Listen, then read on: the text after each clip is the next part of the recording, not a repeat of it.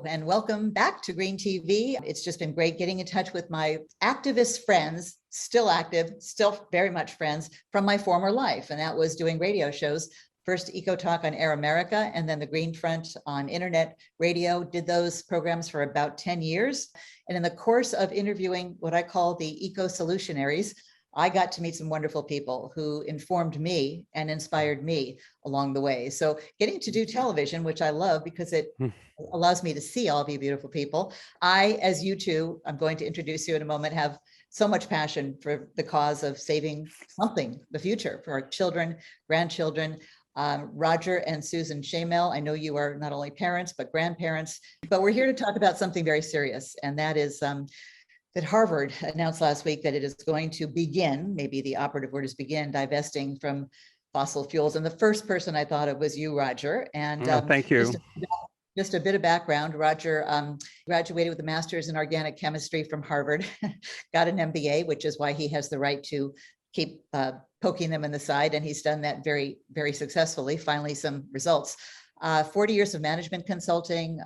We can skip all those companies because you did a great job there. But what I'm interested is about the time I met you over a decade ago, when you and Susan started GWEN, or Global Warming Education Network. Susan is very much a part of your coupling and your activism. And Susan is a physical therapist, or was a physical therapist, maybe retired now, but a very active grandmother, I know that.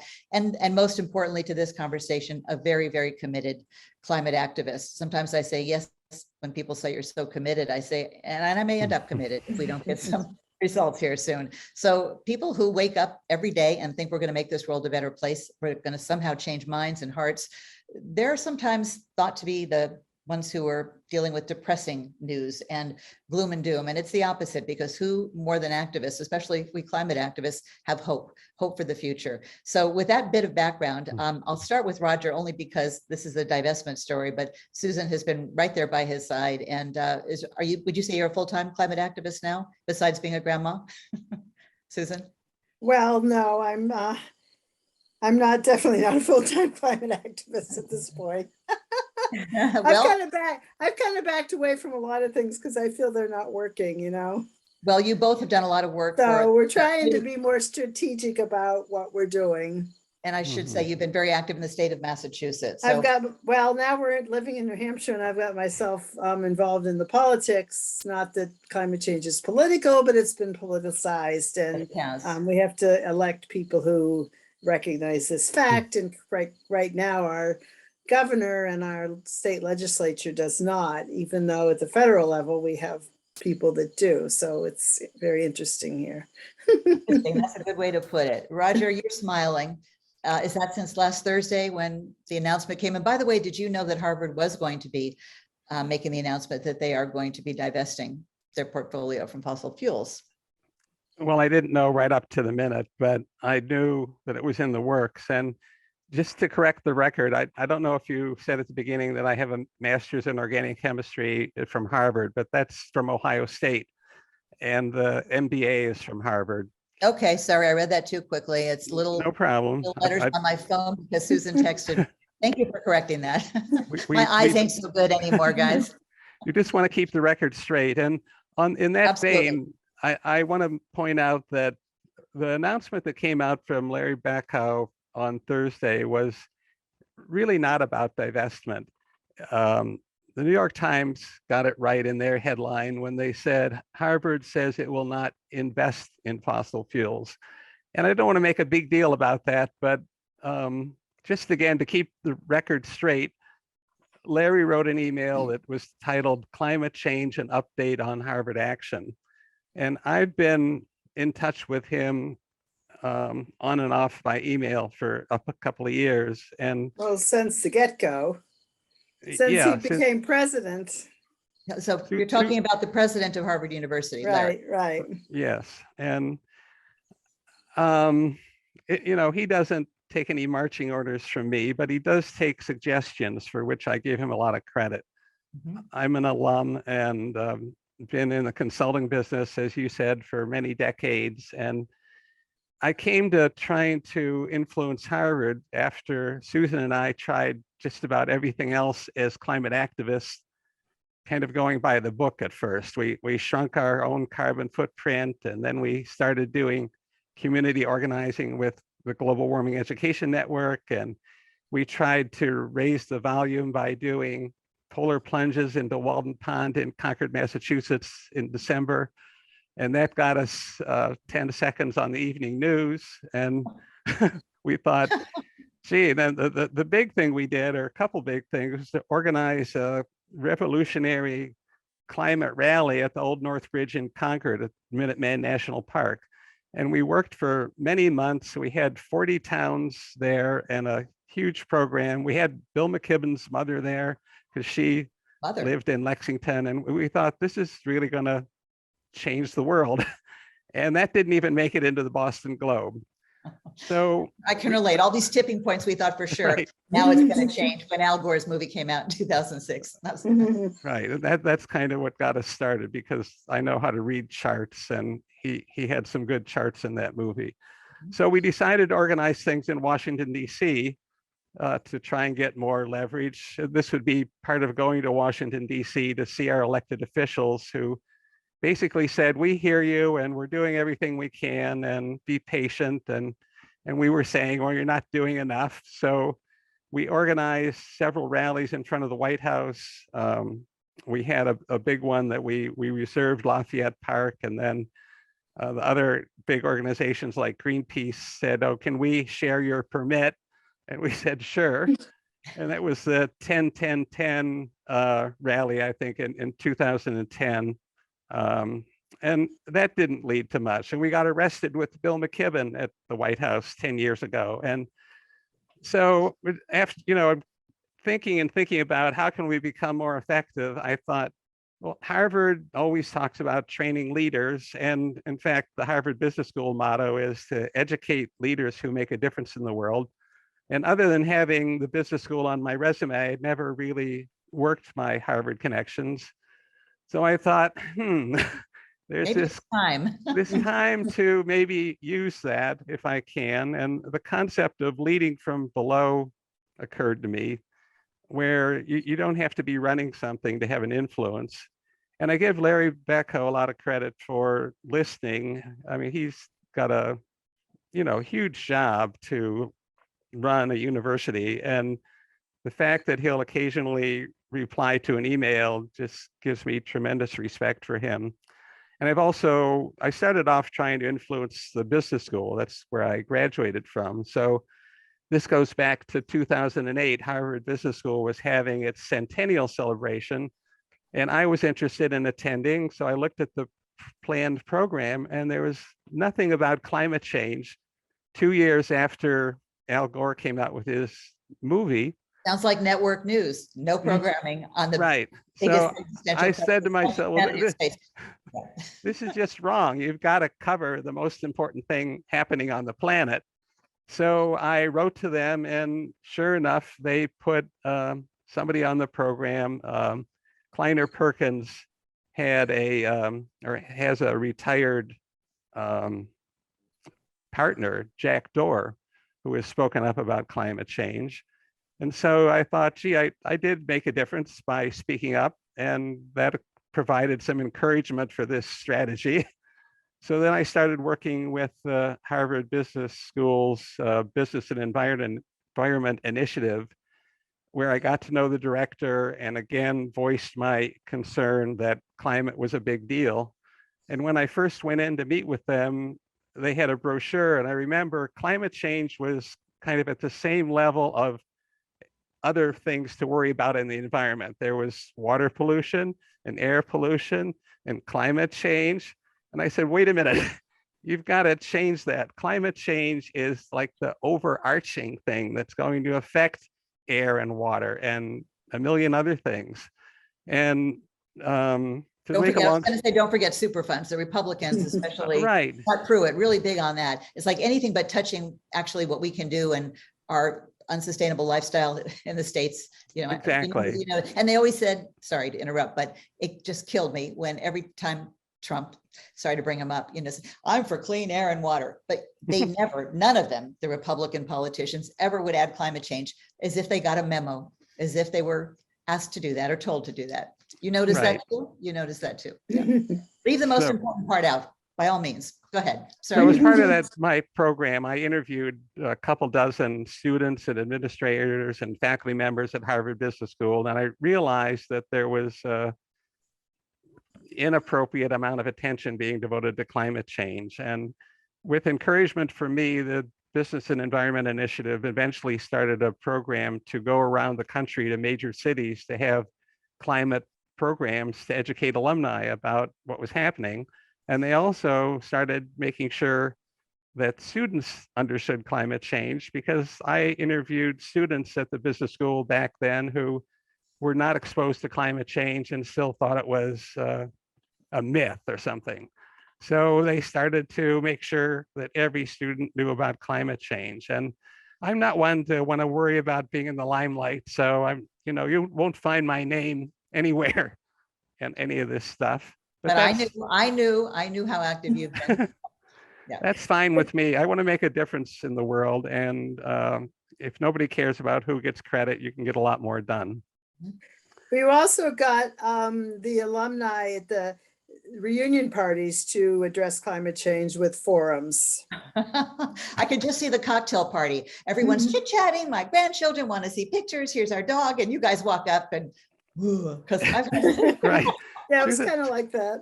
Susan makes a good point. I've been on the reunion committee for my class of 74 at the business school for decades. So a couple of reunions ago, I suggested, well, let's have a program about climate change. And the rest of the committee says, oh, gee, Roger, that's such a downer. We don't want to come back and talk about climate change. There are other forums for that.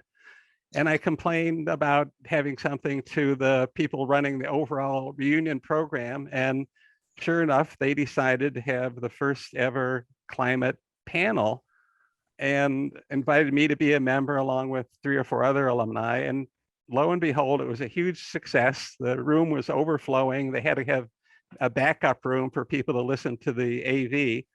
And then they started to see, oh, maybe it's okay to start talking about this now. And then at my last reunion, which was 2019, it happened to be on a Friday, and Greta had started Fridays for the Future around that time. So we decided to organize the first ever Friday for the Future rally at the business school. And we had about 50 people show up.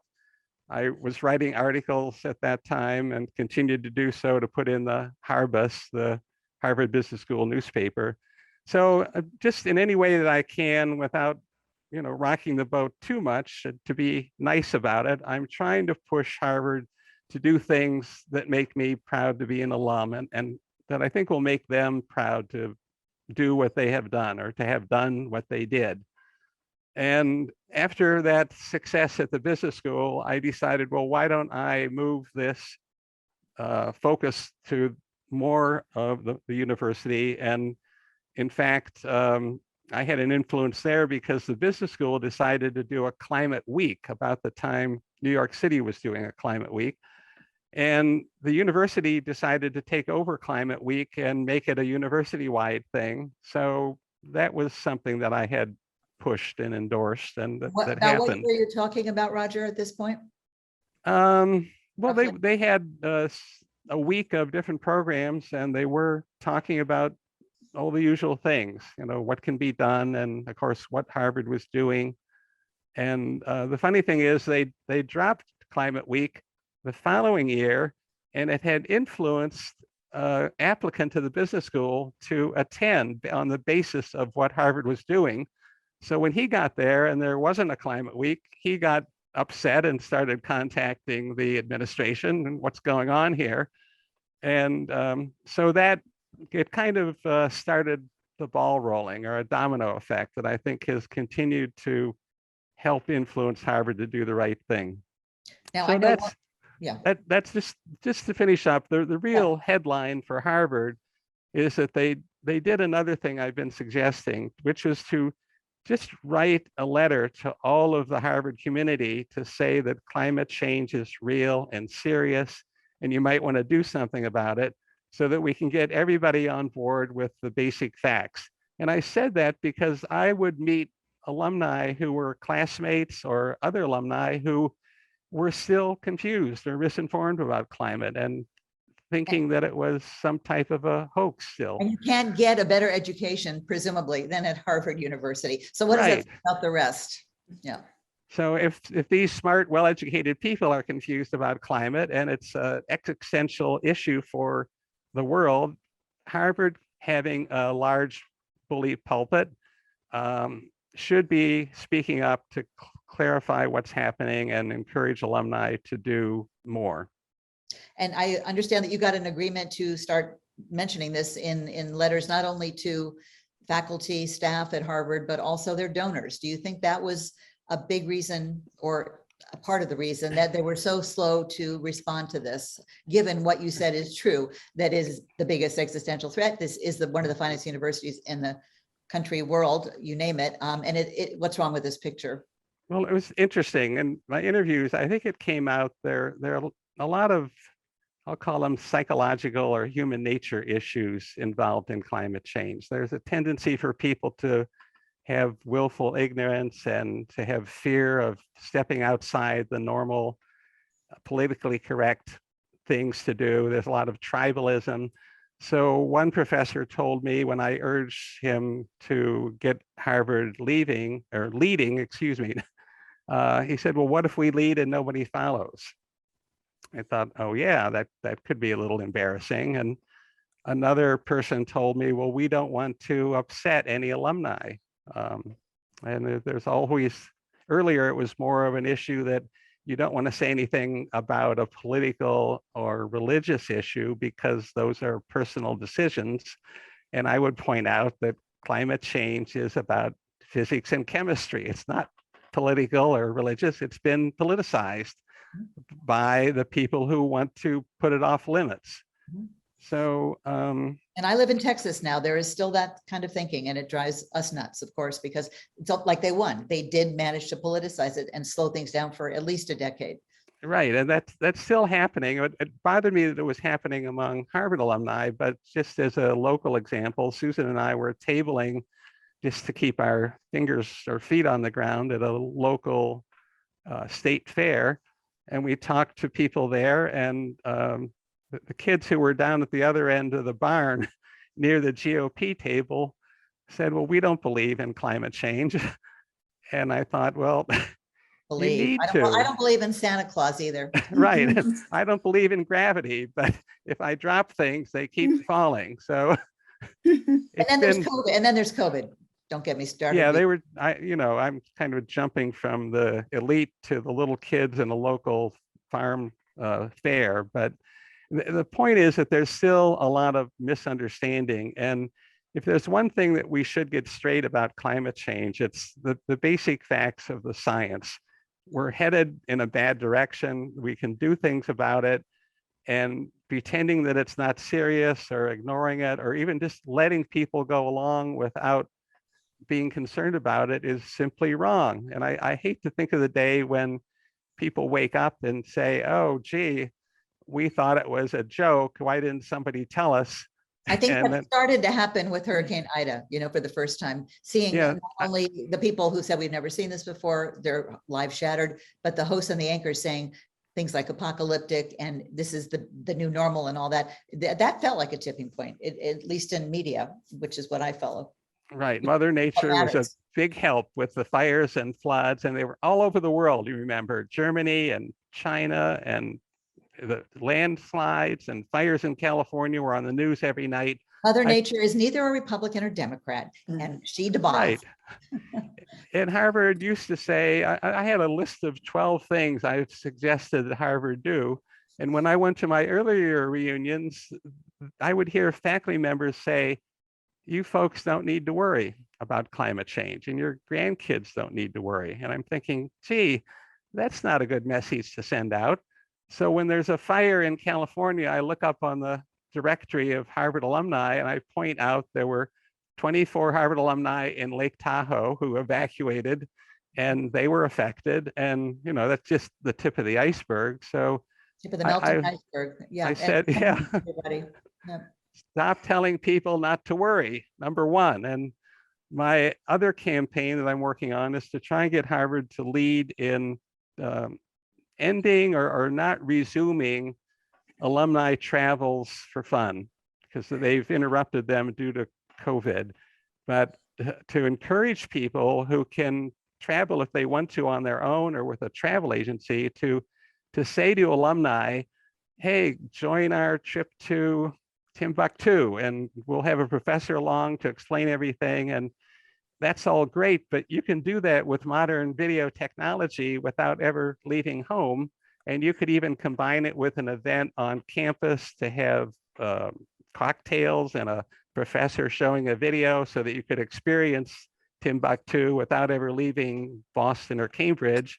And so I'm encouraging Harvard to show its leadership by being the first university to truncate alumni travels, at least until we have electric airplanes in another couple of decades. By the way, my husband gets on Peloton and goes to Sardinia, the south of France, and no emissions free, even though we do have electric cars. There's virtually, it's not the same, but now that we know what we know, we just can't be flying around. And Susan, you'll be happy to know, we stopped planning vacations that involve flying, but there is family on either coast. So what do you do about that? We live in the middle of the country. Right. It's just sending the wrong message that it's okay to do this. And our Harvard people are exempt from being responsible. So there's pushback on that because I'm told people are going to travel, people love to travel, but that doesn't mean that Harvard needs to promote the travel. Roger, you should mention the new vice provost too of climate and sustainability. Harvard was really afraid to use the words climate. They might use the word sustainability, but not climate. But now they've broken that as well. That's right. Ridiculous, tiptoeing around the tiptoeing around, but now it's okay to have climate in a title. So they've just appointed the first ever Harvard Vice Provost for Climate and Sustainability. And this gentleman, Jim Stock, will be responsible for coordinating what's going on at all the different Harvard schools and to work with alumni and the whole 400,000 person strong Harvard community to get people working to do what they can. And that's another thing I've been promoting, that Harvard should have a climate initiative to knit together all the silos at the business school, the law school, the School of Public Health, and so on, to get them all working together. You know, like Harvard's like you need a defibrillator to get that heart pumping with one synchronized stroke to address this problem. And so, not unique to Harvard, by the way, herding cats, trying to get all the parties, interested parties. Although I would argue, and I'm sure you'd agree, we're all stakeholders in this one. Only those who breathe or drink, as I say. Right. So that was really the news, that first of all, that Larry wrote this letter to the whole community, that he've appointed this new vice provost for climate and sustainability.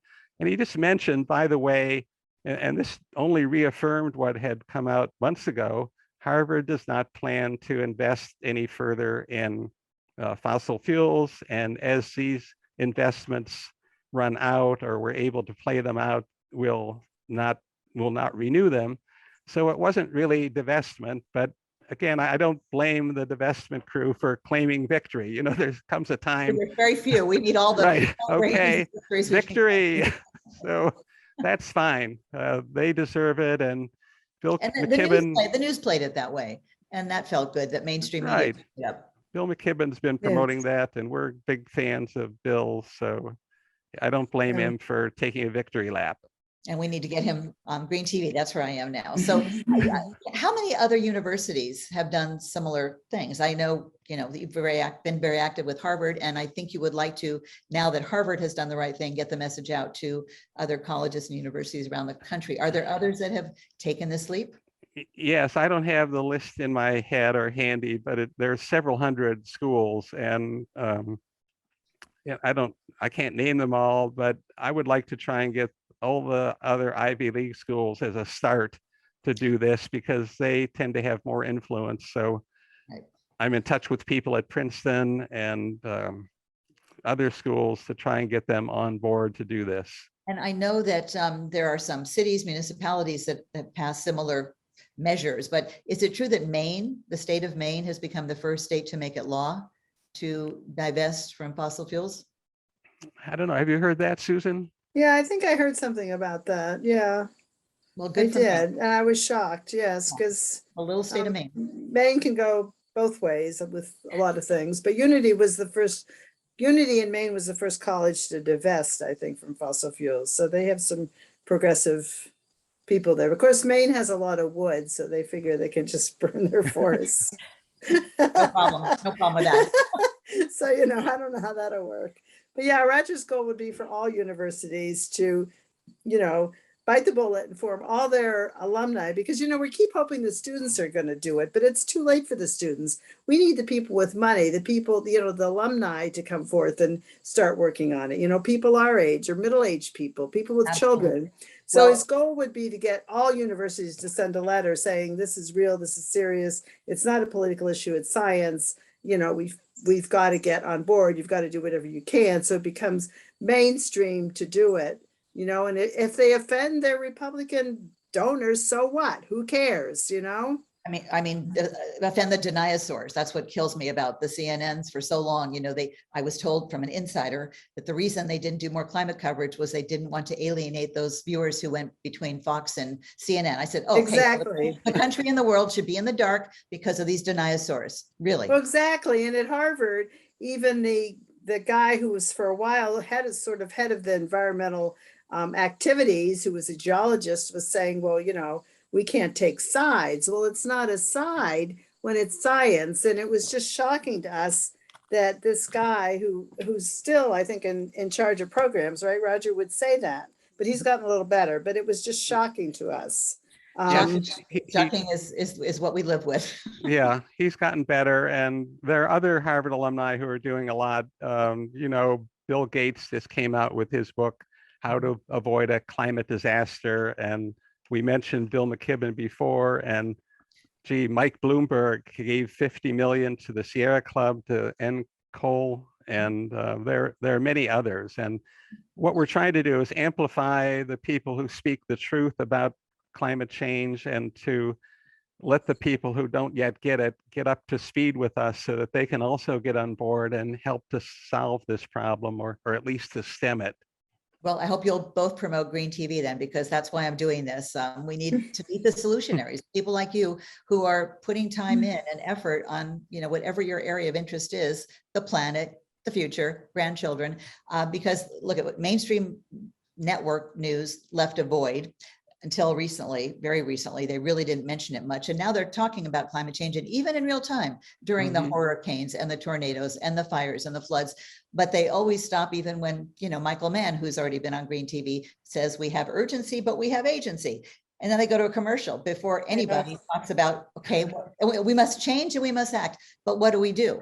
I know, because we live in this stuff. But I have many friends who still don't know and say if it wasn't for being, associated with me, they wouldn't know half of what they know about climate change. And that's the part that's missing. And till the networks get around to thinking that solutions is worth 1 hour a week, maybe on, at least a planetary pickle, maybe 2 hours on the weekend. Not right.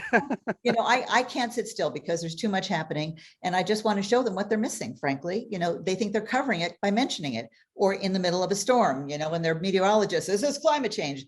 Okay, go to commercial, and then notice we haven't heard about it, and think of the poor thousands and thousands of people left behind. I have friends who lost their homes in fires because I'm from California.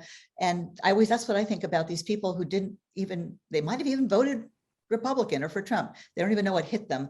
And does climate change ever come up? And then, so what do we do with the fact that, Ida, I watch a lot of this extreme weather, and I feel bad for the people. This time I really was like right there with them, because this is devastating. It looks like an atomic bomb went off, not just in Louisiana, not just in New Jersey.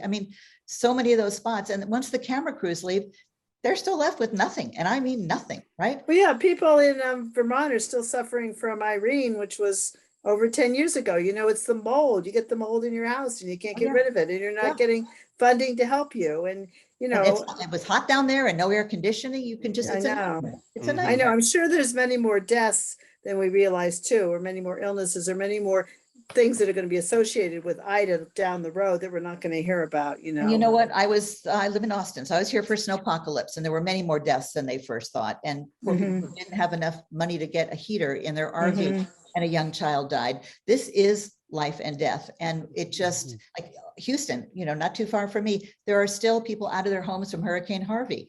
And I'm sure. I just, you know, we can't reach everybody and we can't change minds, but Mother Nature is doing what we have not been able to. That's the good and the bad news. The good news is people are waking up to smell the carbon. The bad news, it's late in the game.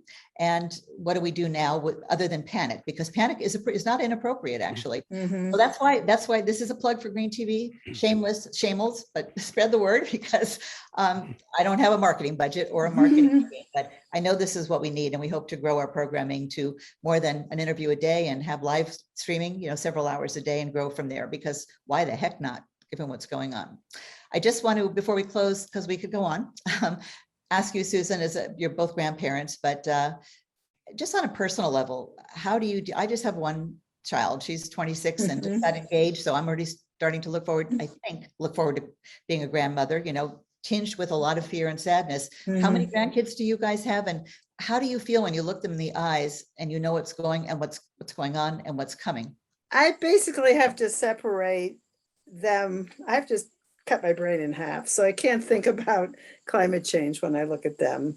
I wish I had that ability. My oldest granddaughter was probably 4 or 5 when she said she didn't want to hear about global warming anymore. She's a senior. In my house is banned. They hear way too much. She's a senior in high school now. I just have to separate myself. My youngest daughter will tell me I'm too pessimistic. In fact, my middle daughter sent me a positive calendar. I'm supposed to think of something positive every day, you know, and I say I'm being realistic. So, well, let me jump in to say too, that I look at them, our youngest granddaughter is 2. 3. Right, hon? 3. 3. And goes fast, I know. It goes fast, and she is as sweet as can be, and her older brother is also a sweet little boy. And I just put myself in their shoes. They know so little about anything really yet, and they know nothing about climate change. And I just feel so bad for them, and I extend that to every other person who doesn't understand. I don't want this to sound like a selfish thing that we're doing it for our grandkids or our kids. It's because of the feeling we have for everybody who doesn't get it, waking up late. And I had that feeling. You mentioned Ida, and when Ida was first announced, I looked at the storm track, and there was a headline that it was going to be the strongest storm to hit Louisiana in, I don't know, 150 years. And the storm track went all the way up the East Coast and right to New Hampshire, where we live. And I had this feeling, oh my God, excuse the French, what if that really pans out and we have another hurricane that blows in the house here? And I had this terrible feeling of helplessness. And the point of this is we can't react when the storms are forming in the Gulf.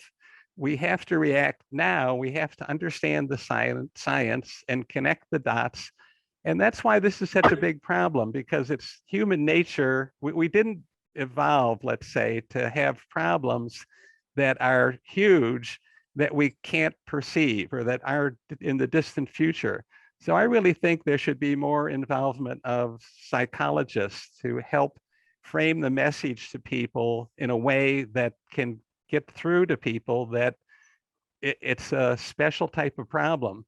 The fossil fuel industry has done this, I'm sure. They've hired industrial strength psychologists. And there was a famous ad that ExxonMobil did that said, "Who told you to worry about climate change? Chicken Little?"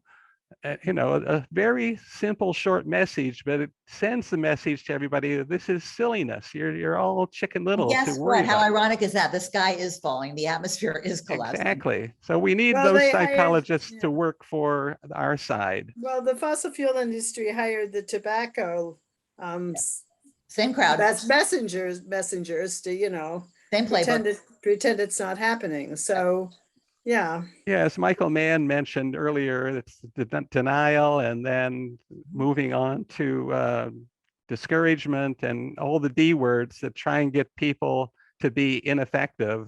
And that's what we need to fight with the loud voice of universities like Harvard to speak out as they've done. And so we're celebrating here and hoping we can have more influence to have Harvard and other universities get the word out about the truth, the seriousness, and to motivate alumni to do what they can. Because just on one final note from me, I did a quick calculation as a consultant about the potential strength of Harvard alumni versus Harvard students. And they're about 10 times as many alumni as students. So that's number one. I figure on average, the typical alum is probably got 1,000 times or maybe 100 times order of magnitude the financial resources. So if you just multiply the 10 by 100, you've got 1,000 times greater impact among alumni. And that's the force that could be tapped and should be tapped to work to solve this problem that we all face. Absolutely. And do you know that Bill McKibben has just launched with a couple of other people a movement called Third Act? And it's actually, I was a little upset about that because every single environmental meeting I go to or political meeting anywhere in the burbs is all us old people. And we're always like, where are the young people? Why aren't they doing anything? So, he's in an environment with Middlebury students. But quite frankly, what I'm seeing, having been in the burbs in Boston and here, it's us old people who are out there. I mean, we have a Fridays for the Future rally every week in this town, and it's 4 of us, seniors that are out there holding our signs. Yeah, you're not old. You're not old. We're not old because our passion fuels us, right? We have a purpose, a reason to get up every day. Thank you to Roger Greta. Greta got the young people moving, and good for her. And our hats off to you too, Betsy, for all you've done and your persistence to do what you've been doing all this time. So it's thank you. Long, lonely, expensive uphill battle, but like you are disappointed in your, university. I've been very disappointed, deeply disappointed, and a few other words, D words, and then some, with my industry, broadcast news, and that they're not news leaders when it comes to this stuff, and there is a blind spot, and there is a green bias, and I've been out to people say, well, what do you expect, Betsy? There's, and there still are fossil fuel ads in between the hurricane coverage. They had American Petroleum ads, and you can tell they're getting nervous because they're running more of those ads. But why do the television networks let that happen? I mean, talk about tone deaf. Well, we only watch PBS News, and even on that, we're like shaking our heads, like, come on, Judy, talk about climate change. And they'll just move from the floods to the hurricanes to, it's like, why don't they just call this climate change news, And it's never like, what can you do about it? They might say some scientists, even on there, NPR, some scientists or the environmentalists are objecting to this. Well, it should be all of us. I mean, if I call a politician's office and they say, well, we understand you're passionate about your issue. Yeah! I really lose it. I'm like, you think this is my issue? I'm going to be dead. How old are you? I love you. I love you guys. That's what CNN told me. I got several meetings. I even got them to let me submit a proposal called Meet the Solutionaries. It was detailed. It was colorful. All the people across the country doing wonderful things. I thought, if Kamau Bell can do United Shades of America on racism, how about environmentalism? And they acknowledged it was a great proposal and that I had a lot of experience, but they said, we just don't think our viewers would be interested in a 6-part series on environment. Well, I wasn't even just climate, because I do more than climate too, but it's the mother of all eco challenges, of course. We just don't think our viewers would be interested in a 6-episode series. And I said, really? How do you know that? My radio show was popular, very popular on Air America, 40,000 listeners. I was on right before Rachel Maddow. She managed to go from radio to TV. And then what they say when they politely turn me down, we really admire your passion. And I've come to say, like, that's not what I want to hear at all, right? I know I'm passionate, that's obvious. I say, well, guess what? My passion stems from knowledge. It's what I know. And I don't know if you guys don't know what you don't know, or you don't want your viewers to see it. And so I'm probably not going to get too many email responses, because CNN, NBC, MSNBC, I've told them basically that it's a dereliction of duty to not be covering this most important news. And now it's kind of a form of greenwashing because they think they are, because they're mentioning it. I once asked a religious leader, why aren't you trying to protect God's creation? It was with Interfaith Power and Light. And basically what he Sally told Bingham, me, my friend. What? Sally Bingham. We shared an office together. Well, it was the guy before her. I can't remember There Oh, was a yes. guy who was serving before her. What he said to me is basically when people come to church, they want to hear a positive message. They don't want to hear something like this. Are you thinking of Jim Hall? He was one of the Yeah, ones. Yeah. maybe. And it's the news, that's on the news too. People want something positive, or like Fox News, because it's outrageous. They Yeah. don't want to hear the Well, truth is terrible. You don't want to hear it. Okay, here's one more thing I'm venting because I've got fellow activists, okay, because these things drive me nuts. When some people say to me, well, Betsy, people want to just escape when they get home and watch the news. They don't want to, or I'm sorry, watch not the news, watch entertainment, check out, zombie out or whatever. I say that would be okay if we were learning about it every day, how we're going to stop this freight train. That's right. But we're not. Who is telling adults? The kids are learning about it in school now. We didn't when we were in school, but we can't wait for the kids to grow up and become journalists and lawyers and doctors and engineers, right? We have a quickly closing window. So that's after meeting these middle schoolers or high schoolers, whatever they were at the county fair, I'm wondering if the kids are learning about it in school in New Hampshire or not, or we just kind of.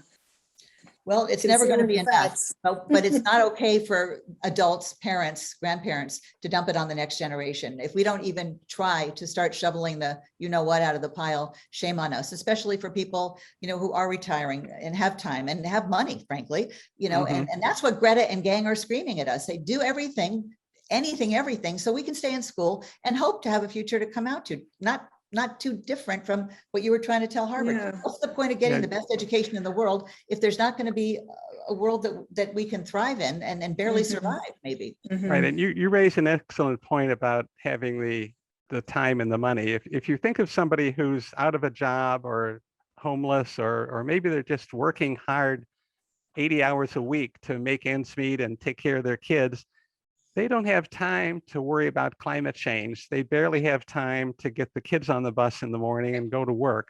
So it's really the elites of the world who are, riding relatively high and have time for leisure and bucket list travel and what have you. Those are the people who have the responsibility and the time and the resources to really tackle the problem.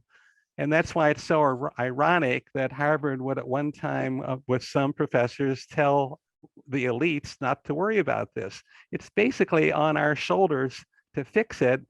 And I hate to think that if we have lookouts in society, like you and the other people you're interviewing and Susan and myself, some of us can see ahead to what's happening because we understand and respect science. And it's a mixed blessing to see the house burning when everybody in between. Right, we're the lookout.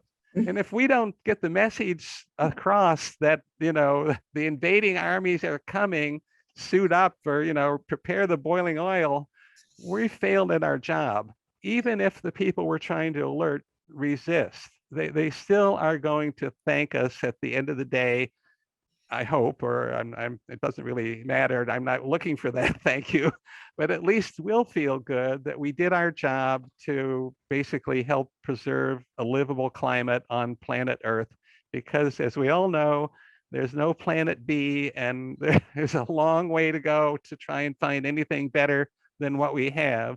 So for heaven's sake, let's preserve it. And just as the three churches just recently all decided to work together on climate, we want all the universities to work together to educate their alumni that climate change is real, it's serious, and you can do something about it, but you have to act. You have to put your time and treasure into fighting this battle. And that's what we're all about.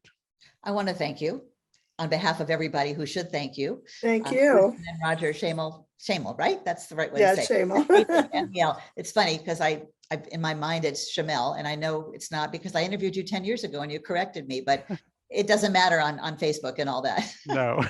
And it doesn't matter how you pronounce it, any way you spell it.